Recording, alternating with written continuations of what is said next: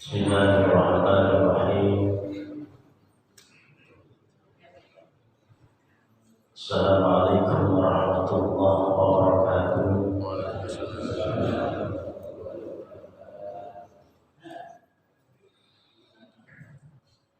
Bismillahirrahmanirrahim.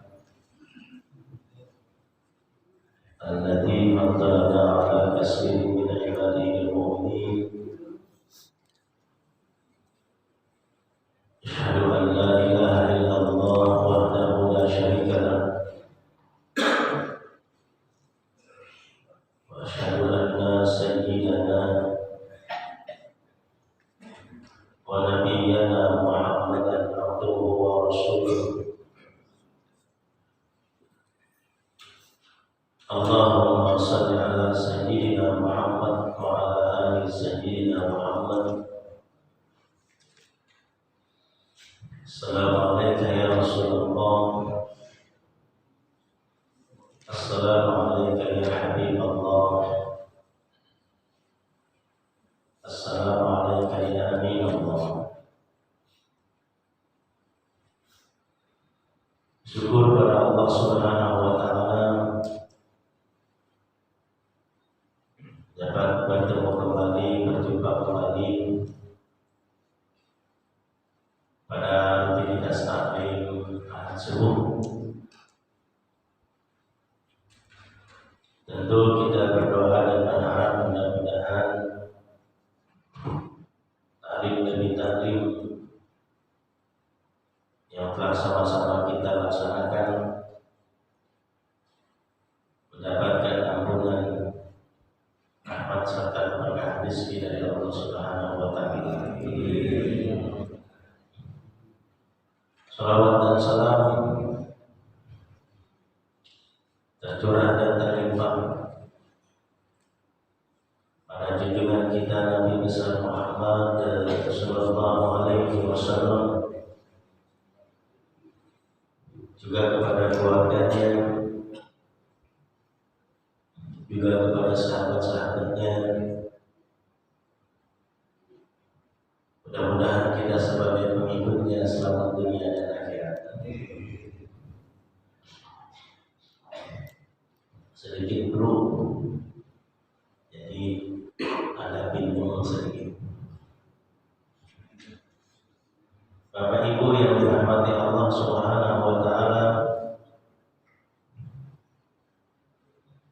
ketika kita mengingat-ingat ibadah yang telah kita lakukan, umumnya yang kita ingat adalah banyaknya. Yang kita ingat adalah kuantitasnya. Saya sudah sholat 5 waktu, tidak pernah ketinggalan sholat berjamaah. Tiap malam saya tahajud, tiap malam saya tadarus hataman, bahkan bulan balik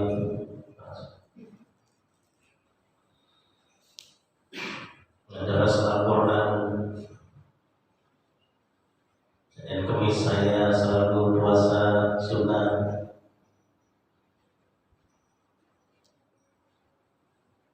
Yaumul Bid 13, 14, 15 tiap bulan Islam saya laksanakan puasa sunnah.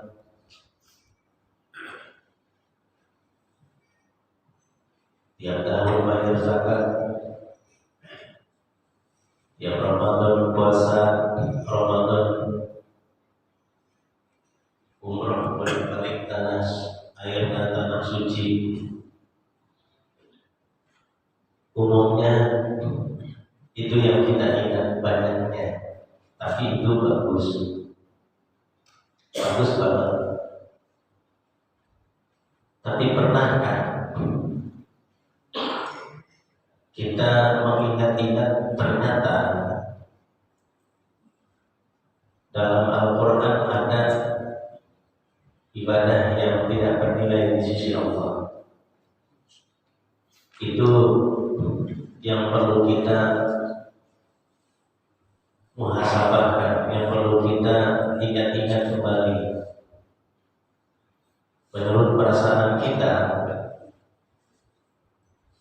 sudah khusyuk, sudah menghayati, tetapi di sisi Allah tidak bernilai. Jangan lupakan surat Al-Ma'un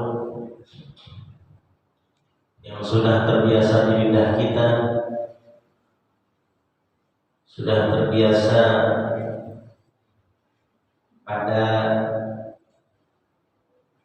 hafalan kita dari kecil sampai saat ini. Kalau baca surat Al-Ma'un tidak akan pernah salah. Padahal itu maknanya kritikan Allah untuk orang yang rajin sholat. Fawailul lil musallin, celakalah orang yang sholat. Celaka di sini bukan celaka fisik, melainkan sholatnya di sisi Allah belum bernilai. Lantaran sholatnya tidak menghasilkan nilai-nilai sosial, baru sebatas ritual. Tetangganya yang yatim, tetangganya yang miskin tetap kelaparan, sedangkan dia kasih sholat tanpa menghiraukan tetangga miskin dan tetangga yatim yang lapar. Fadzalika alladzi yad'u al-yatim wa la yahuddu 'ala ta'amil miskin. Celakalah orang yang sholat tapi tidak peduli sama mereka. Bahkan ditutup dengan wa yamna'una al-ma'mun, bahkan enggan memberikan pertolongan. Al-Ma'un ini kritikan untuk kita semua. Sudahkah sholat yang selalu kita lakukan menghasilkan nilai-nilai sosial, menghasilkan nilai-nilai kemanusiaan? Itu introspeksi buat kita, Pak Bu. Saya minum dulu ya. Lumayan juga sekarang musim hujan, dingin juga ya. Mana sekarang Tangerang kota jalannya pada ditutup-tutupin, ada pekan olahraga provinsi, jadi jalan ditutup, muter saja.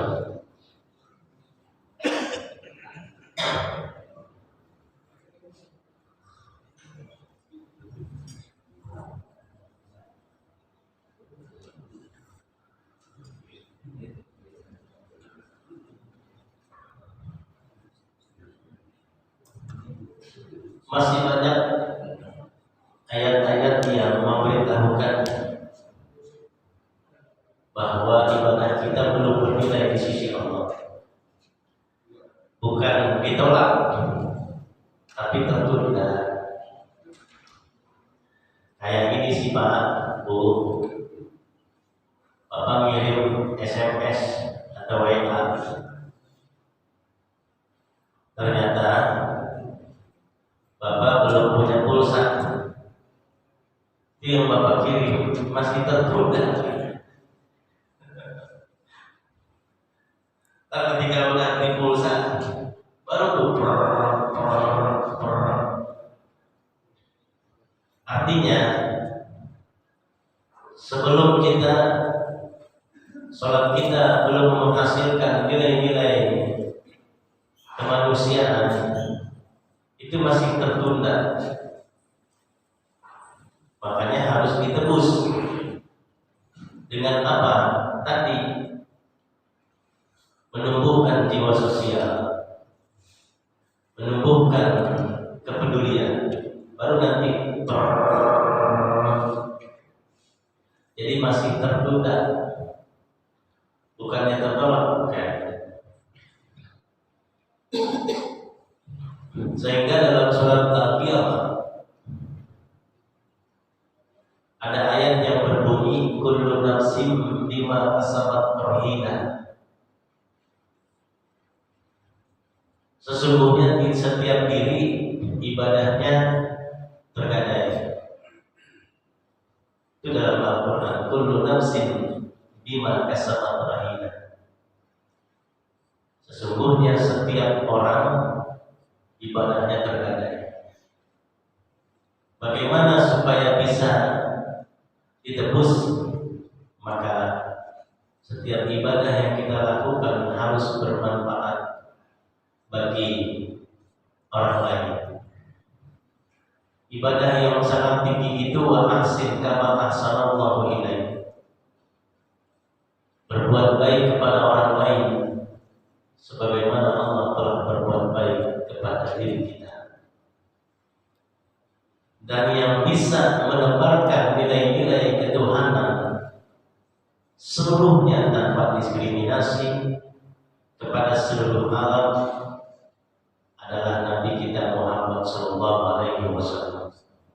Makanya dia disebut dalam Al-Quran sebagai ibadur rahman, hamba Allah yang selalu menebarkan cinta dan kasih sayang.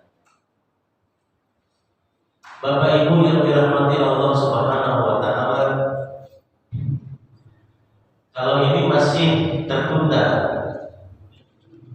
bukan tertolak, tapi ada ibadah yang tertolak selamanya.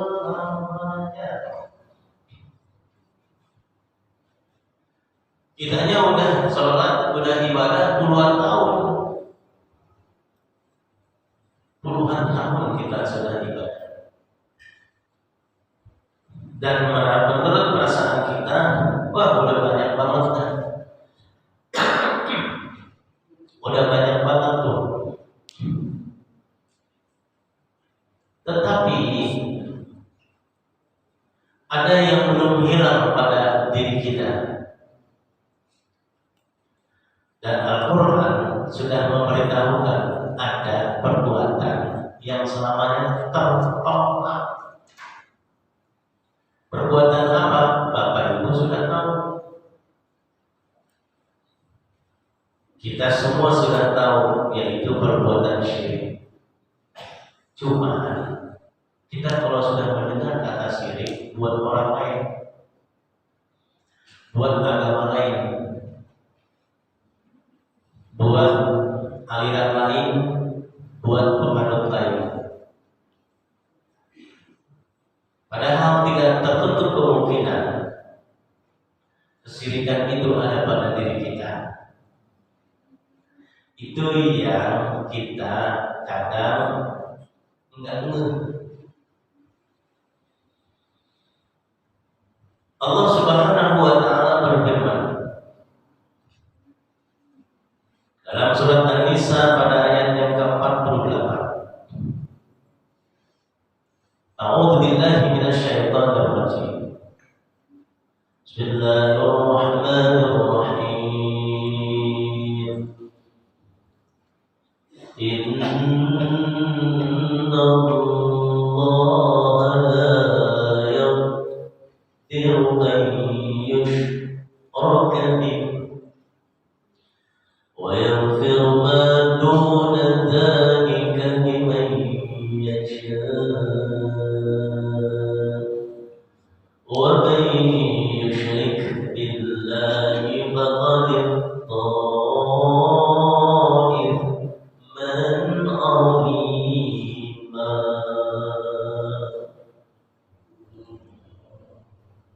Perhatikan ayat ini ayat juga udah viral kok.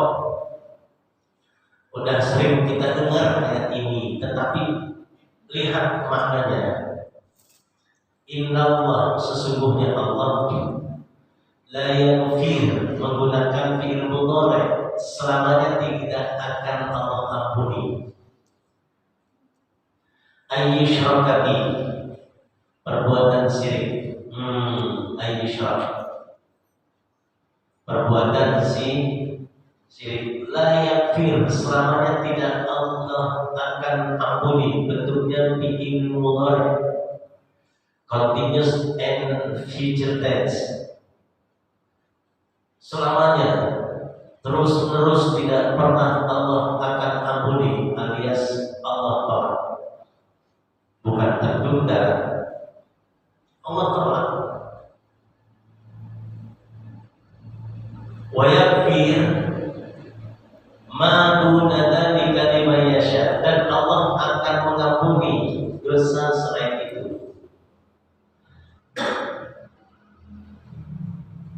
Dosa selain syirik Allah akan ampuni.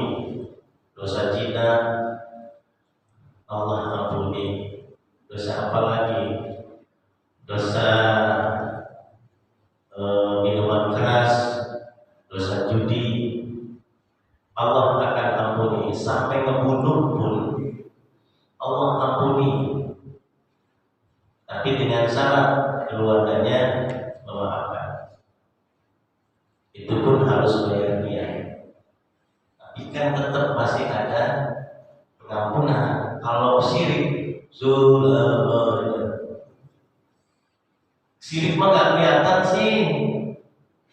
Kalau maksiat kelihatan mah. Ada CCTV, ada teman yang mau videokan, kelihatan lah, orang bisa melihat. Entah itu siapa yang melihat. Membunuh orang bisa melihat.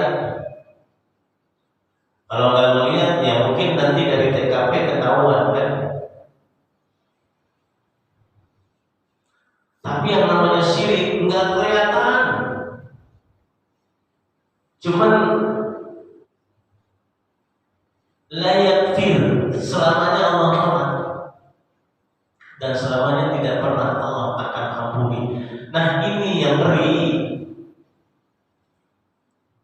Kayak bapak nih misalnya umrah atau haji, Arab Saudi kan terkenal dengan panasnya, hujan jarang, paling setahun sekali, banjir juga jarang. Kemarin saya kebanjiran hari Minggu kemarin. Sini mah nggak ada hujan malah ya. Di sana pak di Curug, kayak balai. Makanya langsung masuk TV, Bitung, Jatiluhur, Datape, tenggelam. Itu pas sampai ke kota Tangerang, tak hujan, oh beda. Nah, Bapak Haji Umroh ketika masuk musim dingin, biasanya Desember nih musim dingin, itu kita nggak haus dan nggak minum umumnya, merasa nggak haus, tapi itu bahaya karena nggak merasa haus kan, tiba-tiba gubrak, dan itu sering kejadian pak. Mendingan panas ketahuan, minum lagi. Kalau musim dingin nggak ketahuan hausnya. Minum tahu-tahu dehidrasi kan, kurang. Itu yang lagi yang nggak kelihatan, tapi suatu saat dia akan nyerah. Nah, perbuatan syirik enggak kelihatan dan enggak kita rasakan. Tapi ketika kita sadari ayat, ya Allah, ini mah gaya saya selama ini, yuk kita bongkar. Rumusnya, Allah tidak mengampuni perbuatan syirik dan Allah mengampuni selain syirik. Innallaha la yaghfir an yushraka bihi wa yaghfir ma duna dzalika liman yasha. Ini rumus. Syirik yang selama ini, syirik kan secara bahasa menyekutukan Allah. Artinya selain Allah ada sekutu-sekutu yang lain. Selain Allah ada Tuhan yang lain.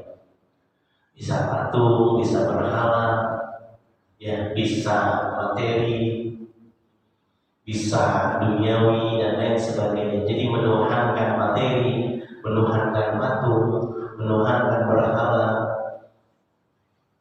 Jadi selain Allah ada Tuhan yang lain. Yang ngeri itu, selain Allah ada Tuhan yang lain dan Tuhan itu kita sendiri. Itu yang ngeri.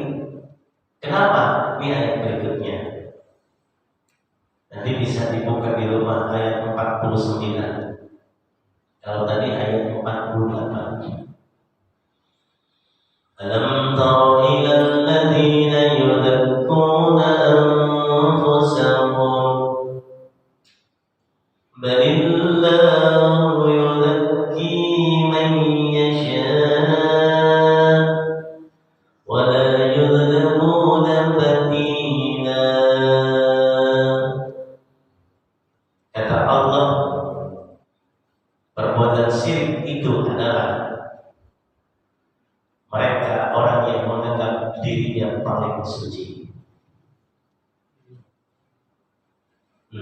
merasa dirinya paling benar, merasa dirinya paling kaya, merasa dirinya paling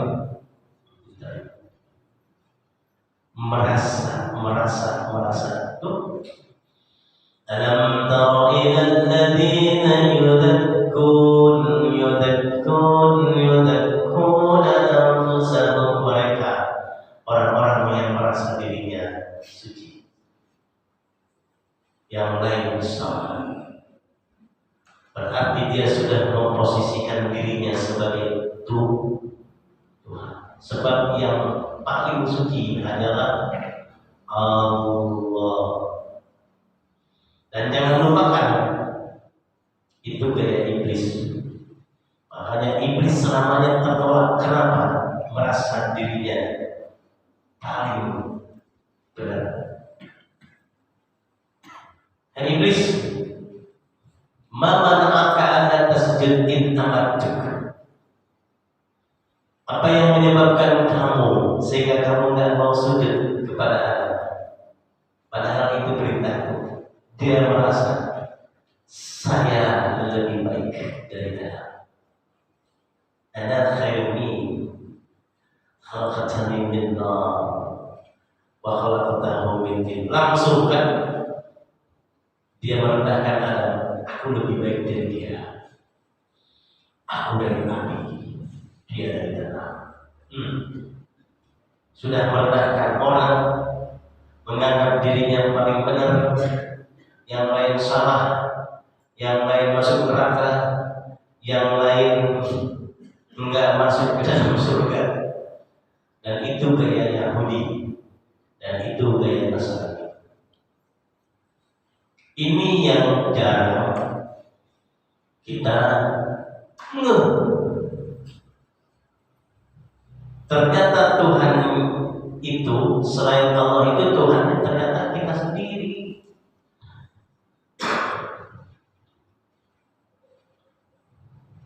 Kalau Tuhannya patung, Tuhannya berhala, itu mah kelihatan.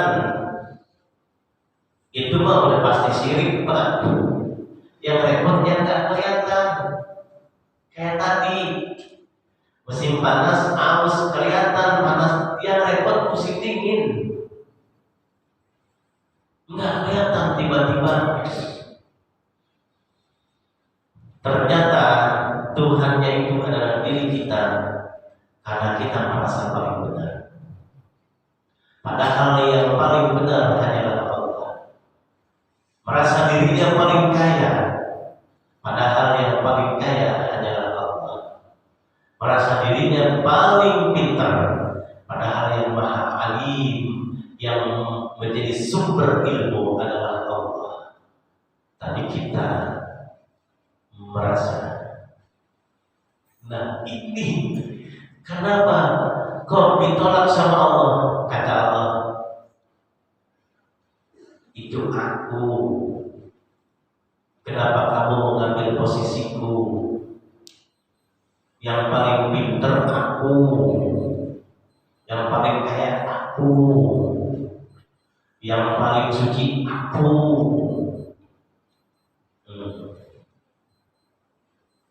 Kemudian lagi, ternyata selain Allah ada Tuhan-Tuhan yang lain, dan Tuhan itu adalah kita. Ketika kita mengambil alih tugas Tuhan, Pak, Bu, Quran udah kasih tahu perbedaan agama direstui. Itu surat Al-Kafirun itu sering kita baca itu. Tiap jadi imam baca al-kafirun, tapi masih aja menjustifikasi agama orang yang berbeda.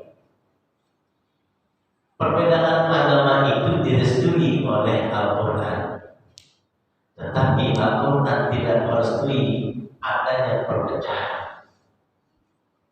Kenapa timbul perpecahan? Karena sering menghakimi agama orang yang berbeda.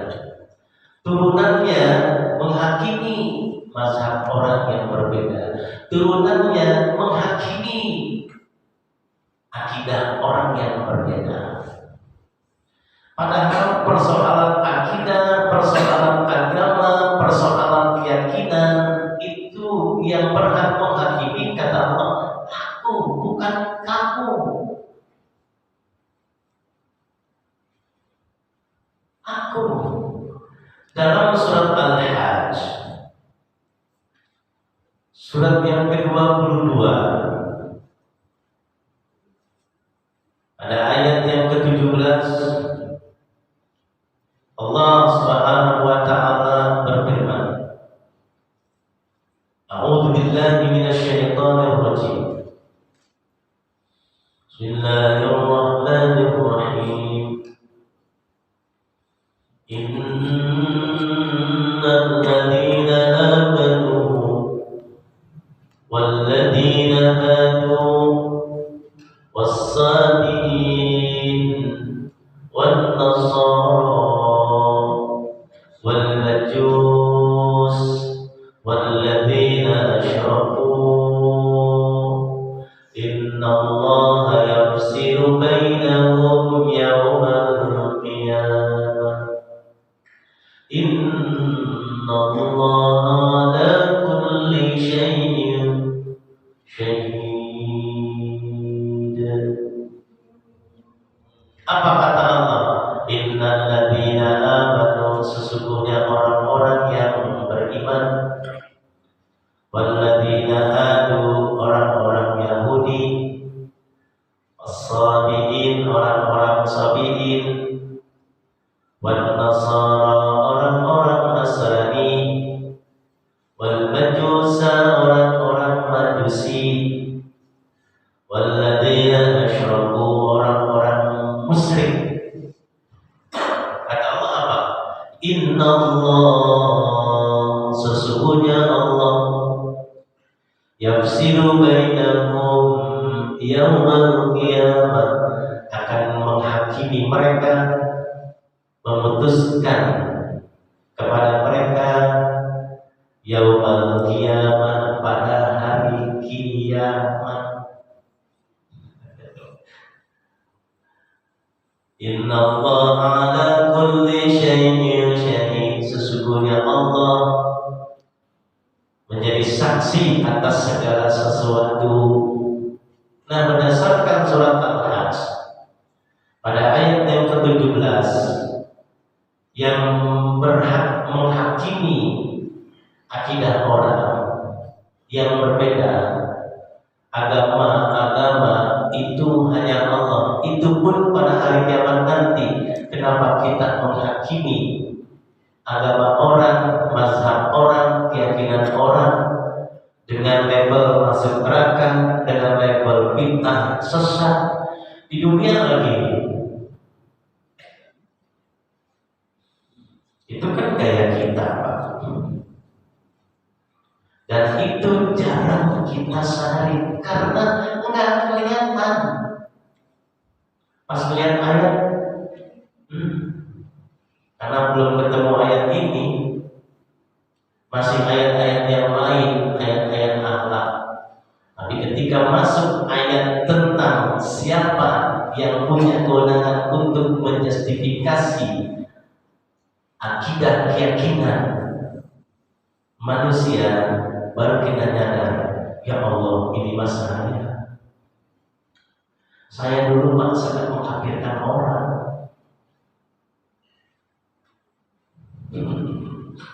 Saya suka mengkafirkan orang. Sesat ente, bid'ah, masih tahu. Pas ketemu ayat ini, Ini baru ayat satu ayat, belum ayat yang lain saya buka. Bahwa yang pernah menjustifikasi neraka dan tidak nerakanya, kafir dan bukan kafirnya, sesat dan tidak sesatnya, aku kata Allah, bukan kamu. Kenapa kamu mengambil tugasmu gitu?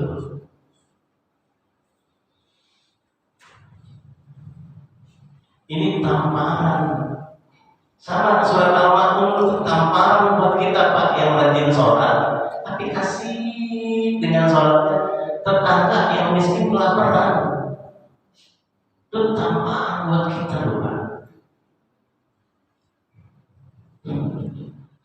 Jadi sebatas ritual tidak menghasilkan nilai sosial.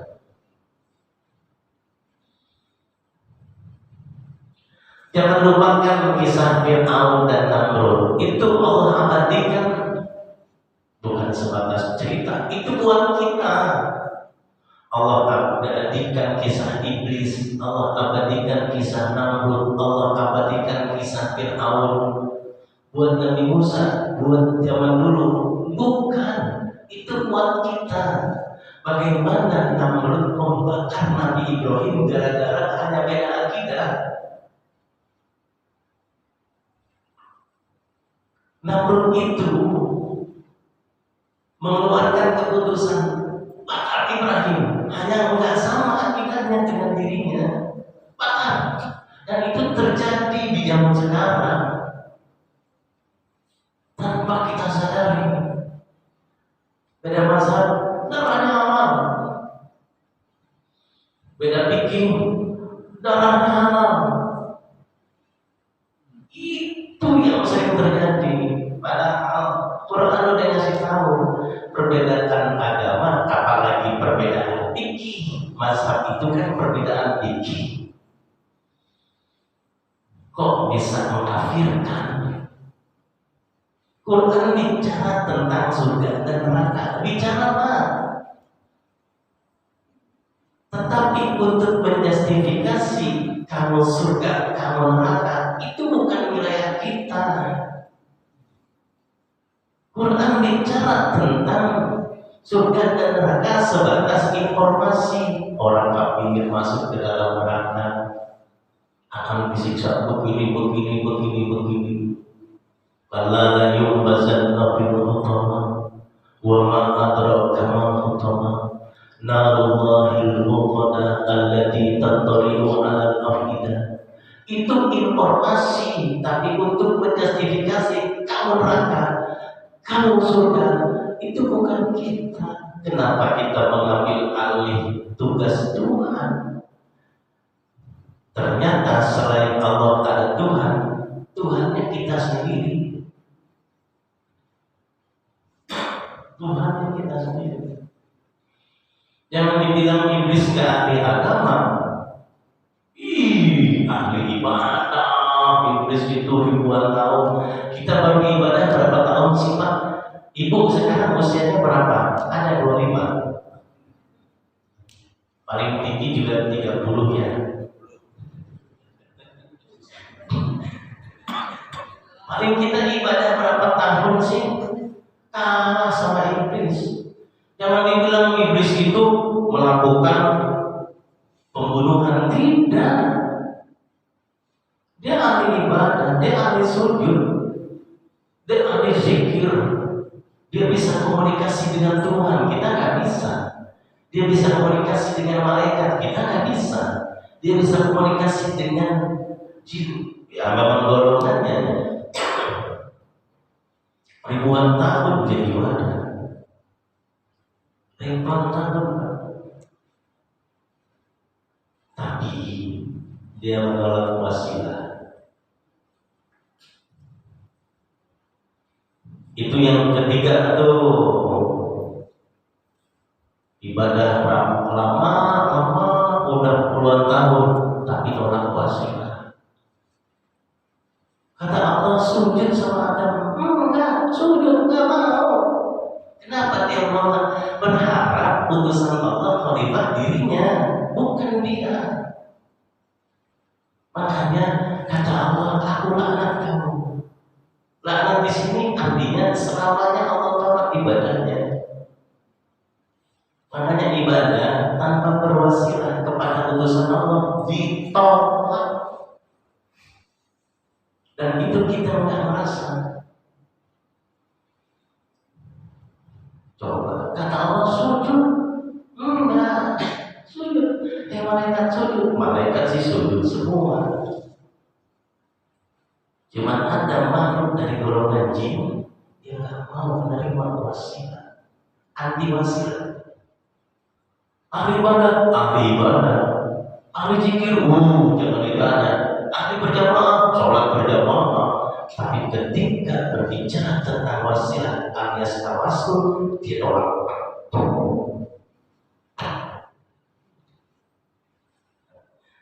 Dan wasilah kita adalah Nabi Muhammad Sallallahu Alaihi Wasallam.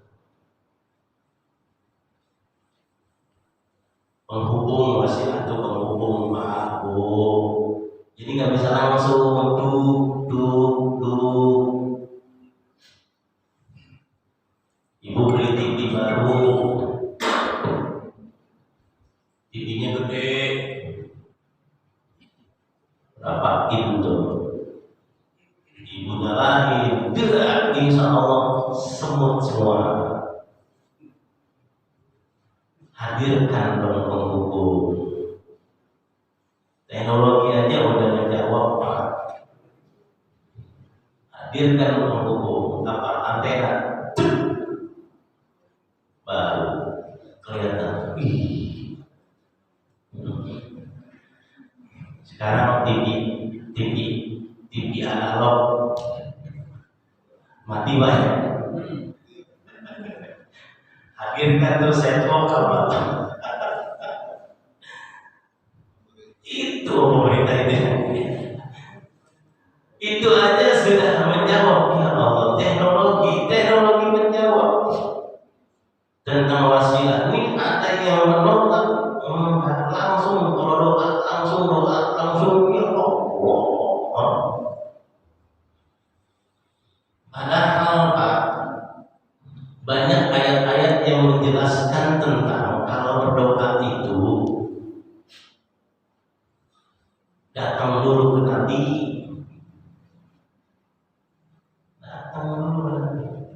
Kalau di kita datang ke Nabi dengan membaca sholawat.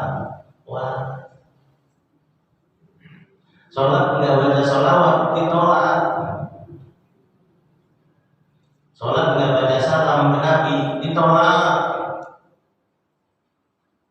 Syahadat nggak menyebut nama Nabi Muhammad ditolak. Karena dia roh wasilah kita. Makanya orang kalau udah anti wasilah, nggak usah, ya sudah. Kan iblis begitu, disuruh berwasilah kepada Nabi Adam, dia tolak. Bahkan dia menyombongkan diri, kata Allah, dia menolak wasilah lewat Nabi Adam. Dia kepengen wasilahnya langsung pada Allah. Dia nolak wastakbar, bahkan menyombongkan diri. Padahal ibadahnya udah ribuan tahun, Allah tolak. Apalagi kita belum ada sampai 100 tahun, ya. Wassalam. Ini yang kadang kita sadari, nggak mungkin.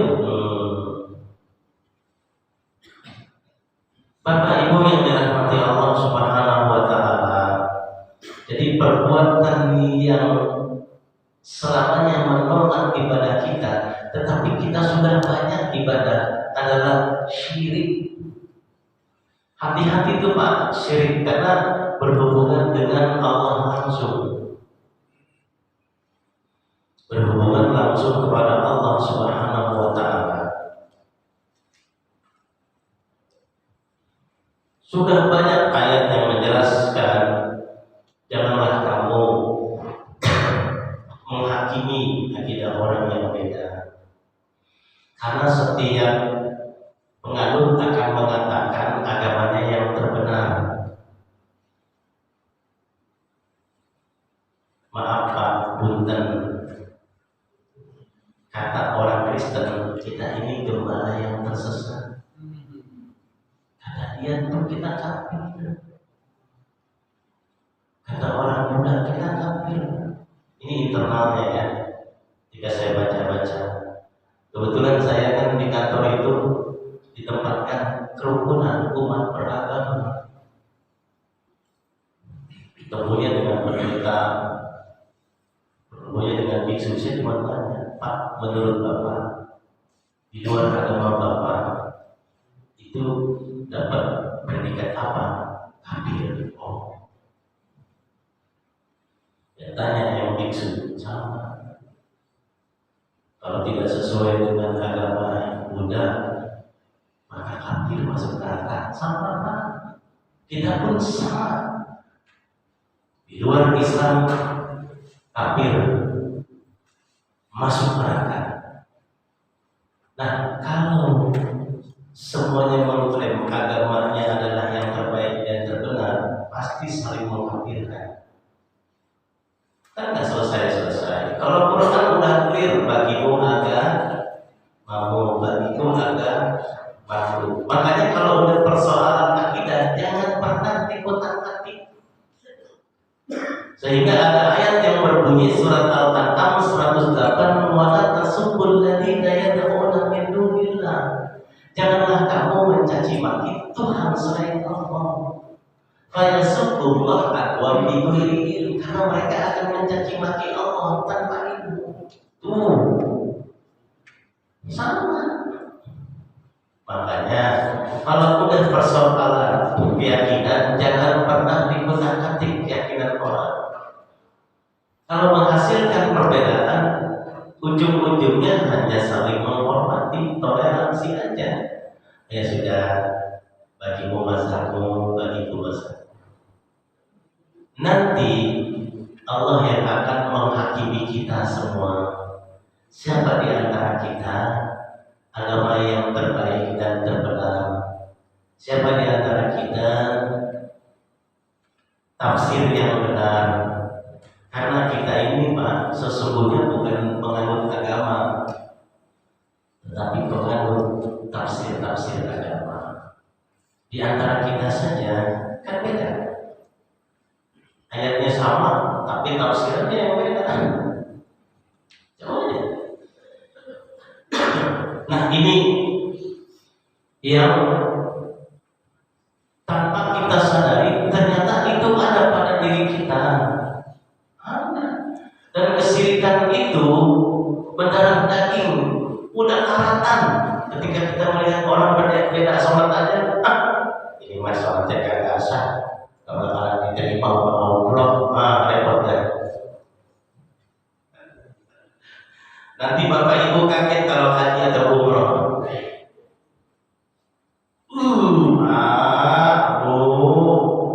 Di Masjidil Haram, di Masjid Nabawi, itu orang bapak di kanan, di kiri, depan, belakang itu teknisnya beda-beda. Tapi semua mengklaim yang terbenar. Ini saya cara sholat Rasul, sholat saya sesuai dengan Rasul, sesuai dengan Rasul, sesuai dengan Rasul, begitu seterusnya. Ya sudah.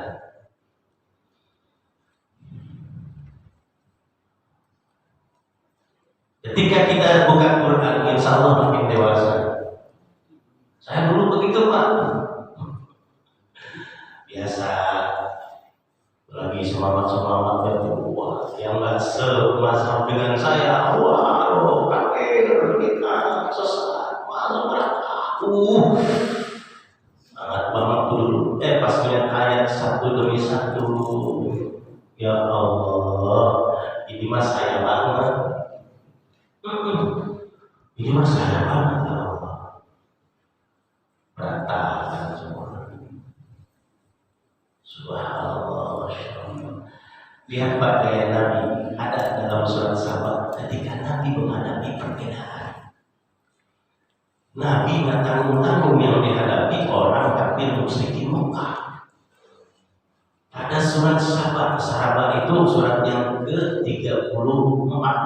Pada ayat yang ke-24, 25, 26, 27, lihat nih. Ketika Nabi dibilang Muhammad orang gila, Muhammad bawa agama sesat, Muhammad tukang sihir, Muhammad tukang hipnotis,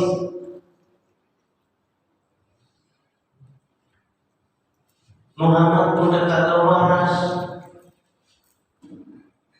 Kan agama yang dibawa oleh Nabi Muhammad dibilang sesat sama Nasrani.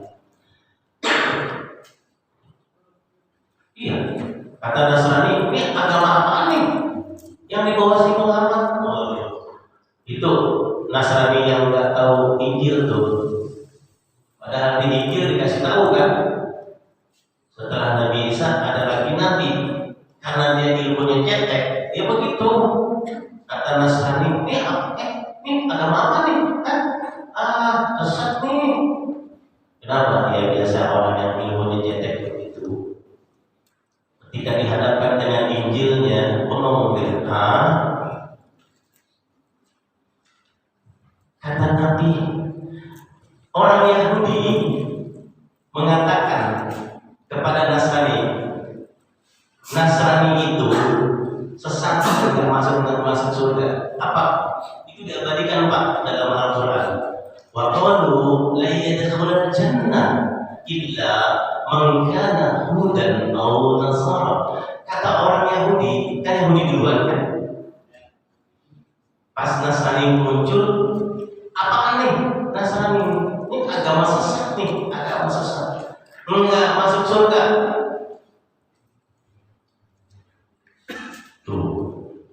Kata orang Yahudi, Nasrani masuk neraka. Dibalas sama Nasrani, Pak. Kamu yang masuk neraka, kami yang surga. Ini mengklaim surga semua nih. Kan banyak orang-orang yang mengklaim surga punya dia. Yang lain neraka. Itu gaya Yahudi dan Nasrani itu. Wa qalu la yadkhulul jannah illa man kana hudan aw nasara. Atau waqalatil yahud laysatin nasara ala syai' waqalatil nasara laysatil yahud ala syai'. Kata orang Nasrani, hei Yahudi yang sesat, kamu yang masuk neraka, kami masuk surga. Wah, mengklaim semua tuh. Begitu. Giliran Yahudi dan Nasrani nyerang Islam, yang dari dulu Islam sudah ada, cuma disempurnakan oleh Nabi. Yahudi nyerang Nabi Muhammad. Muhammad tukang sihir, Muhammad orang gila. Kata Nasrani, Islam agama sesat. Nabi jawabannya apa? Lihat surat sabar. Yahudi menyesatkan Nasrani, Nasrani menyesatkan Yahudi.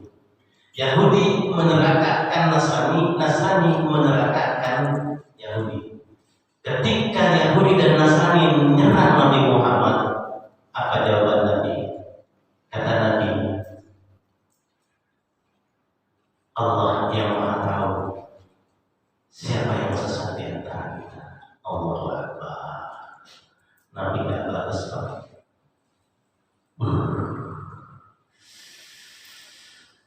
Surat Sabah pada ayat yang saya buka dikit aja dulu. Pada ayat yang ke-24 kata Nabi gini. Sini dialog dulu. Nabi senang dialog. Tidak dengan provokatif, tidak.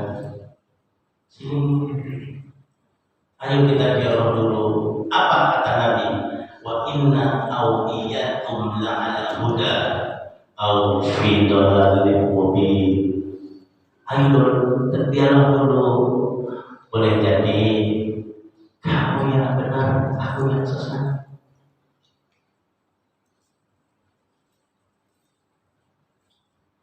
Boleh jadi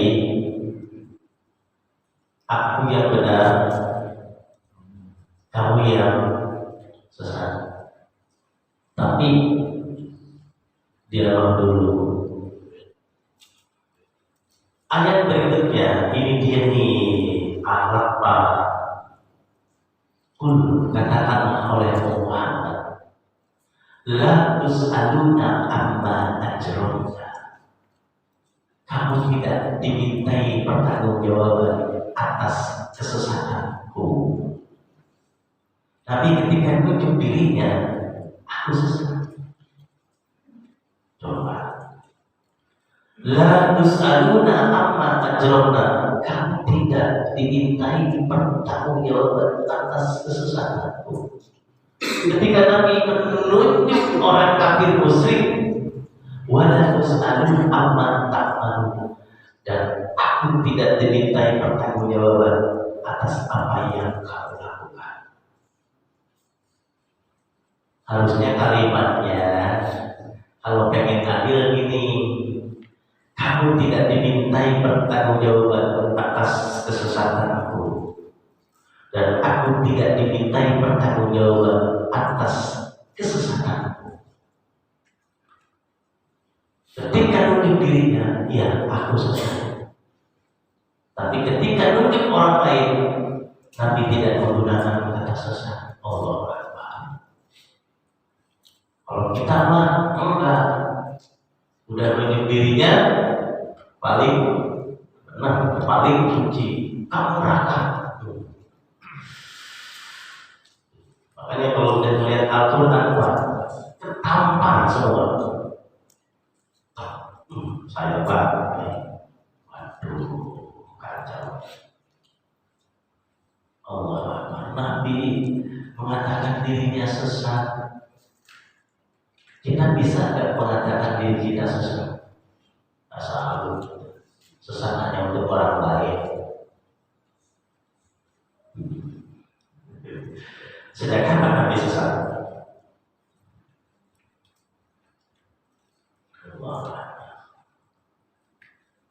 Terakhir ini Pak, jadi ada ibadah yang tertolak selamanya, yaitu perbuatan syirik selain Allah ada Tuhan, ternyata Tuhan itu diri kita. Itu yang tak kelihatan, makanya disebut dengan syirik yang tidak terlihat. Ada syirik yang terlihat, tapi ada syirik yang tidak terlihat. Syirik yang terlihat gampang lah, yang membahas patung dan lain sebagainya itu syirik. Tapi ketika syirik itu adalah kita tidak merasa. Bapak Ibu yang dirahmati Allah Subhanahu wa Ta'ala, kalau dosa-dosa yang lain masih diampuni, asalnya masih dosa membunuh masih bisa ada ampunan dengan persyaratan begini. Kalau syirik tidak ada persyaratannya. Dosa bunuh diri masih diampuni oleh Allah. Bunuh diri masih diampuni oleh Allah. Justru Pak yang repot membunuh orang.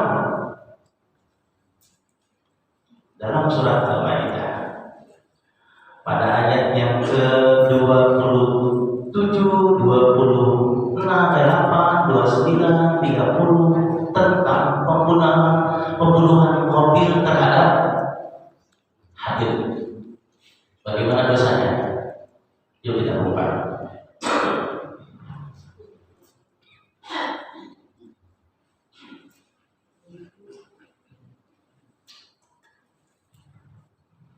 Allah Subhanahu wa Ta'ala berfirman, saya berhenti di ayat yang ke-28. Ayat 27 ini ya. Bismillahirrahmanirrahim. Waslu 'alaihim naba'a ibnai Adam bil haqq idh qarraba qurbana فتقبل من أحدهما ولم يتقبل من الآخر قال لأقتلنك قال إنما يتقبل الله من المتقين. Pak Qabil Habil ini anak Nabi, tapi beda karakter. Ini sama-sama Islam, cuman yang satu Islamnya bentar-bentar bunuh, yang satu Islamnya rahmatan lil alamin. Makanya kalau ada Islam yang benar-benar bunuh, antara turunan mobil Islam.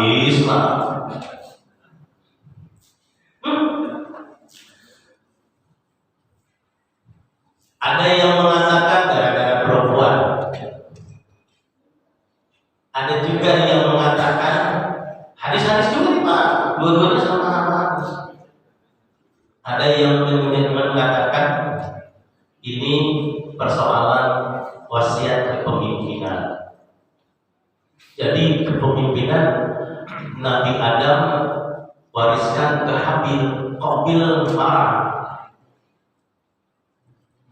Jadi risalah keislaman, risalah ketauhidan diwariskan ke si Qabil.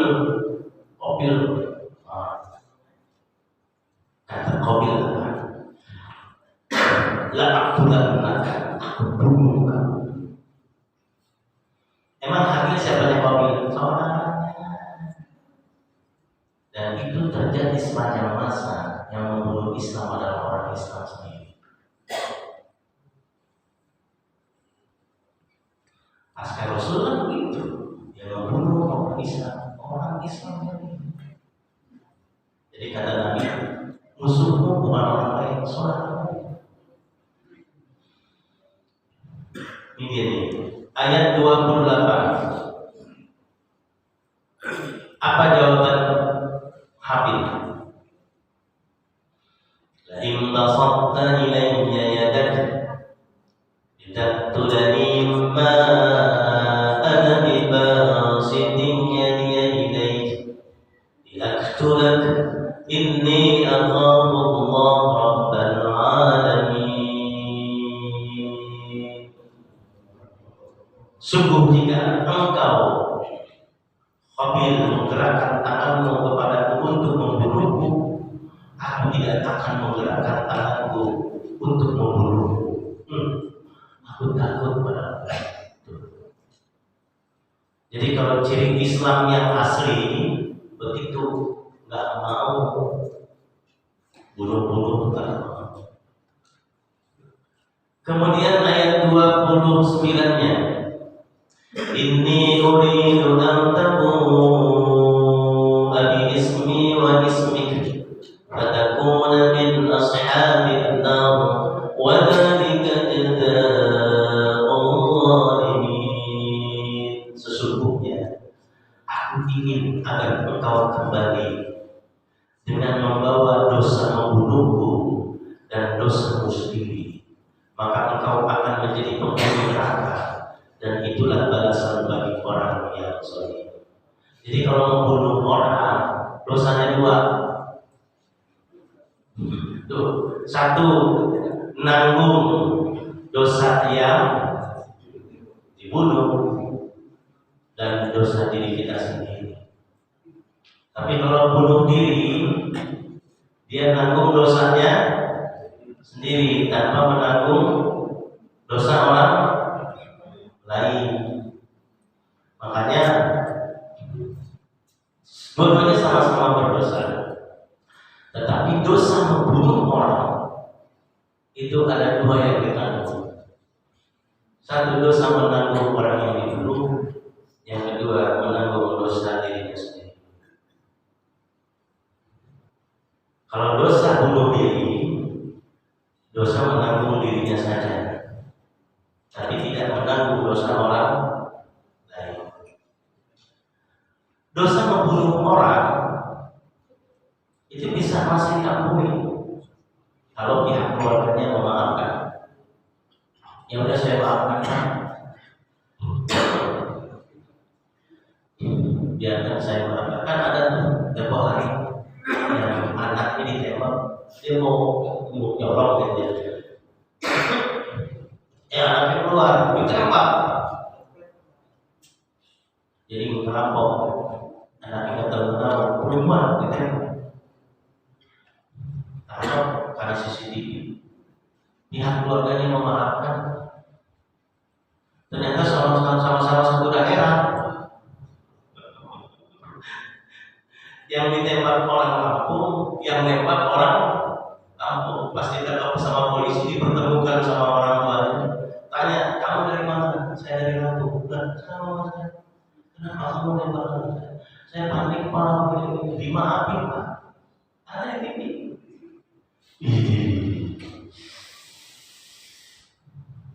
Kalau itu tuh jiwa mulia gitu ya. Subhanallah. Ya tapi tetap ada persyaratan yang nggak tahu nih si pihak keluarga Joshua memaafkan si Sambo kan tuh? Saya nggak tahu. Saya nggak tahu dah tuh ya. Udah nggak ngikutin, udah capek lah. Kelamaan. Jadi yang paling ngeri itu dosa syirik. Dan diterima semua ibadahnya sepanjang masa.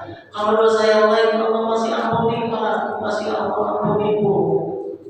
Dosa zina, ya itu kan dipukul 100 kali. Fajridu mi'ata jaldah. Ya, tapi kalau di sini nggak ada. Ya mungkin nanti di akhirat. Tapi masih Allah ampuni kan. Dosa apa lagi? Mabok, narkoba masih diampuni. Dosa membunuh masih diampuni. Dosa bunuh diri masih diampuni oleh Allah. Itu masih diampuni oleh Allah Subhanahu. Tapi kalau sudah syirik itu yang ngeri selamanya Allah Ta'ala. Demikian yang dapat saya sampaikan. Silakan yang ingin ditanyakan. Ya. Assalamualaikum warahmatullahi wabarakatuh. Waalaikumsalam. Kalau sedikit yang saya tangkap, mohon maaf ini kalau saya salah Ustaz. Kalau contohnya saya pribadi aja lah dengan orang lain. Saya menghukumi agama lain ya berdasarkan Al-Quran. Innal ladzina kafaru min ahlil kitab wal musyrikin fi nari jahannam. Itu prinsip saya. Makanya saya nggak mau seperti mereka. Saya menganut agama Islam. Kemudian saya memandang orang yang melakukan ini fikih ya biasanya yang berbeda. Selama masih ada dasarnya hadis Nabi, Al-Quran, yes, oke. Tapi kalau misalnya ada orang sholat kok turun kepalanya dulu, nah ini kan nggak sesuai dengan hadis dan sunnah gitu. Nabi nyontohnya sholatlah sebagaimana aku sholat, lihatlah aku sholat bagaimana kamu sholatlah seperti itu. Nabi ya turun dengan tangan atau dengan lututnya dulu. Kok ini ada orang turun misalnya dengan kepalanya dulu. Ya ketika saya di masjid pasti saya kasih tahu itu nggak sesuai, takutnya ditolak, sholat kita nggak diterima Allah atau Al-Fatihahnya nggak dibaca. Nabi kan nyontohnya harus dibaca. Nah itu apakah salah Ustaz gitu? Terima kasih Ustaz. Oh satu lagi Ustaz. Oh iya. Ini cerita ingat Qabil dan Habil. Ini real terjadi dalam masyarakat. Orang Islam saling membunuh.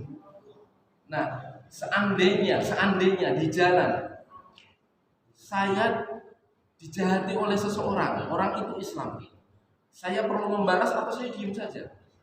Karena kata Nabi yang membunuh dan yang dibunuh sama-sama masuk neraka. Nah ini yang kadang-kadang menjadi dilema. Apakah saya diam aja? Yaudahlah saya mending dibunuh deh daripada saya membalas. Apakah cerita Qabil dan Habil seperti itu Ustaz? Terima kasih Ustaz. Assalamualaikum warahmatullahi wabarakatuh.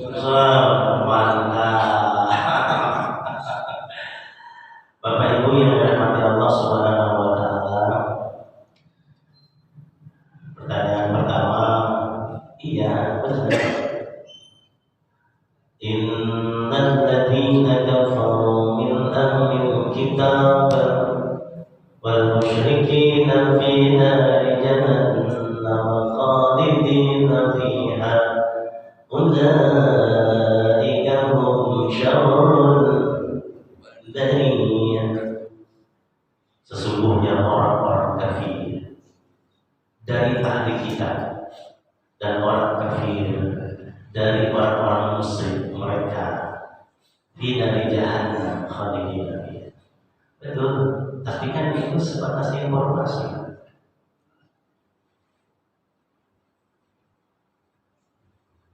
Untuk menjustifikasi, kamu Kristen, kafir, masuk neraka, dia akan melawan Pak. Nanti dibalas sama dia, Islam, kamu juga kafir karena kamu kembali yang tersesat.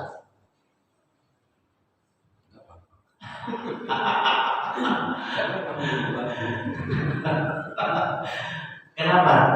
Karena setiap penganut akan mengatakan agamanya yang terbenar dan yang terbaik.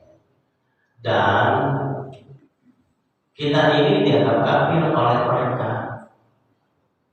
Tadi sudah saya sampaikan. Akhirnya saling mengkafirkan. Kata orang Kristen, kamu kafir karena berdasarkan Injilmu. Kok bisa menghukum orang lain, dengan kitab kita? Kan dia punya kitab sendiri. Kita rela nggak Pak disebut kafir karena tidak sesuai dengan Injil? Kan kita nolak loh. Saya kan nggak percaya dengan kitab Anda. Kenapa Anda menghukum saya dengan kitab Anda? Saya nggak rela. Nah, karena selesai kita menghukum orang Kristen, Hindu, Buddha dengan kafir, dia akan menolak. Kok Anda menghukum saya dengan Al-Quran? Saya kan nggak percaya sama Al-Quran. Nanti kamu saya hukum lagi dengan kitab saya. Kan nggak selesai akhirnya. Malah disintegrasi bangsa, bisa pecah dan bisa konflik. Itu terjadi di Ambon dahulu. Persoalan agama ini sangat sensitif. Makanya kata Allah, bagi agama udah selesai itu. Satu. Kemudian yang kedua,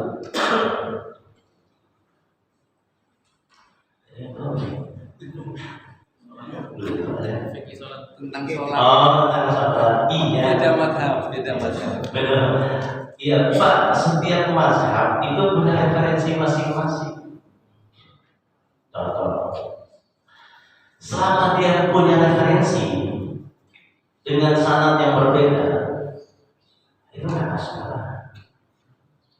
Misalnya, kalau selama ini Pak, yang sholat sedekatnya, ada mazhab yang nggak sedekah, mazhab Maliki. Dan dia ada dasarnya, dia ada hadis. Makanya ketika kita beda sama dia, kok Anda kepala duluan, hadisnya mana? Jadi jangan langsung dihukum, dialog dulu, tabayun dulu, Anda kepala duluan, hadisnya mana? Jadi kita dialog sini sebentar. Jadi jangan menghukum dengan mazhab kita. Dia punya referensi juga. Kayak misalnya Maliki, mazhab Maliki itu Pak, kunutnya itu enggak selalu di subuh. Kalau kita kan subuh doang. Kalau mazhab Maliki semua sholat itu. Dan dia ada hadisnya. Saya buka hadisnya, kok ada. Sampai misalnya sujud nih, sujud tangannya kan ketek kelihatan kan, ada sedikit terlihat. Tapi ada mazhab itu tangannya begini Pak. Ininya sejajar dengan tangan. Sejajar dengan tangan. Syiah kalau sholat dia bawa turban. Bapak tahu turban? Anak kalau masuk praswa. Kita saya perhatikan turban. Saya tanya, kenapa kau selalu bawa turba orang Cina? Dia jawab, mana hadis yang menjelaskan Nabi sholat di atas benda kimia? Nabi tidak pernah sholat di atas buatan pabrik. Selalu alami, kalau nggak pelepah daun, pelepah korma, kalau dari tanah. Oh. Satu. Yang kedua, dia dari ini. Usjuduli. Hai malaikat, hai jin, sujud kepada Adam. Adam tercipta dari apa? Dari tanah. Biasanya hormati dia, ya sudah, masing-masing saja. Dia bawa turban, preferensinya itu usjuduli Adam. Kan secara logika, kok malaikat, kok jin suruh sujud pada manusia,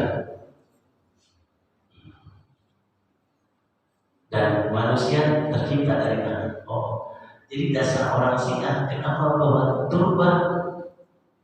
Itu dasar. Dalam hidup Nabi nggak pernah dia bilang Nabi itu sholat di atas harga produk pabrik, dia bilang begitu. Oh, terus tanahnya kalau di bawah saya bawa sudah terjadi perbedaan. Saya selesai sudah, terima kasih. Ya udah masing-masing aja. Begitu. Jadi ketika ada perbedaan pikir, jangan langsung, tapi kita dialog, kita diskusi. Ya Nabi kita. Kalau Nabi bukan perbedaan pikir, perbedaan akidah, agama, dialog. Kemudian yang terakhir tadi, ketika ada orang Islam dibunuhnya, Pak, Bu, ya memang beda ya, akhlak hamil sama kita beda. Qabil hamil. Pada waktu itu belum ada manusia-manusia yang lain. Sampai Qabil sendiri ketika membunuh dia bingung gimana cara ngumpulin dia, burung kasih tahu dan lain sebagainya. Kalau seandainya terjadi, wah, apa yang diceritakan, kan yang namanya membunuh itu dilarang keras dalam Islam. Pertanyaannya, ini yang membunuh, kemudian yang dibunuh orang Islam gitu. Percekcokan antara orang Islam. Antara orang Islam terjadi perselisihan. Kalau di posisi saya aja yang jadi contoh Ustaz, saya mau dibunuh orang misalnya, saya tahu itu Muslim. Kalau saya membunuh dia, artinya saya juga membunuh satu nyawa seperti membunuh seluruh nyawa. Apakah saya harus membunuh atau saya diam saja? Kalau saya dibunuh pasti saya selamat insya Allah. Saya nggak membunuh manusia lain. Tapi kalau saya ikut membalas niat membunuh kan artinya saya juga membunuh gitu loh. Ada nafsu membunuh gitu loh. Apa yang mesti dilakukan gitu loh Ustaz? Iya. Apakah saya harus diam saja? Ya udahlah, bunuh aja atau saya surga ini enak gitu. Yang benar yang mana nih Ustaz? Yang membunuh sama yang dibunuh sama-sama masuk. Kalau tadi Bapak posisinya bela diri bukan? Bela diri bukan? Ya mungkin bela diri bisa dikatakan. Kalau bela diri kan nggak ada yang terbunuh. Pasti ketika orang misalnya diancam dengan sesuatu kan pasti takut. Ada dua kemungkinan, satu lari, satu melawan. Kalau melawan artinya boleh nafsu membunuh juga gitu loh. Kalau lari ketahuan terus kan kalau bela diri, ya kan? Ini lain lagi. Karena dia memang nggak punya rencana untuk membunuh, tapi dia membela diri, akhirnya orang itu terbunuh, itu nggak kena hukum kisos. Kisos memang udah punya rencana. Wah, pokoknya kalau masa saya dengan terima, alhamdulillah. Enggak, bapak tiba-tiba, waduh, mereka cekcok, saling bunuh, saling berantem. Ternyata ketika bapak misahin, malah bapak yang diserang. Bisa, bapak bela diri dong. Tak, pukul dia, wah, mati. Jangan sampai terjadi. Bisa. Wah, nah itu mah bela diri nggak kena hukum Islam. Ya, demikian yang dapat saya sampaikan. Ya, hati-hati dengan syirik Pak ya. Dengan syirik, ternyata syirik itu ada pada diri kita, bukan saja kepada orang lain, tapi diri kita juga. Kita tertanam gaya-gaya kesyirikan. Tapi dosa selain syirik masih bisa Allah ampuni. Tapi kalau sudah syirik, wasam, Allah tidak akan pernah bisa menerimanya. Yuk kita berdoa kepada Allah Subhanahu wa taala. Bismillahirrahmanirrahim. Alhamdulillahirabbil alamin. Ya Rabbana lakal hamdu kama yanbaghi li jalali wajhika al-karim wa 'azimi sultanik. Allahumma shalli ala sayyidina Muhammad wa ala ali sayyidina Muhammad. Assalamu alayka ya Rasulullah, assalamu alayka ya Habibullah, assalamu alayka ya Habibullah. Rabbana ma khalaqta hadha batila subhanaka faqina adhaban nar. Rabbana innaka man tudkhilin nar faqad aghwayta wa ma lil zalimin min ansar. Rabbana innana sami'na munadiyan yunadi lil iman an aminu bi rabbikum fa amanna. Rabbana ighfir lana dhunubana wa kaffir anna sayyi'atina wa tawaffana ma'al abrar. Rabbana wa atina ma wa'adtana ala rusulika wa la tukhzina yawmal qiyamah innaka la tukhliful mi'ad. Rabbana atina fid dunya hasanah wa fil akhirati hasanah wa qina adzaban nar. Walhamdulillahi rabbil alamin. Assalamualaikum warahmatullahi wabarakatuh.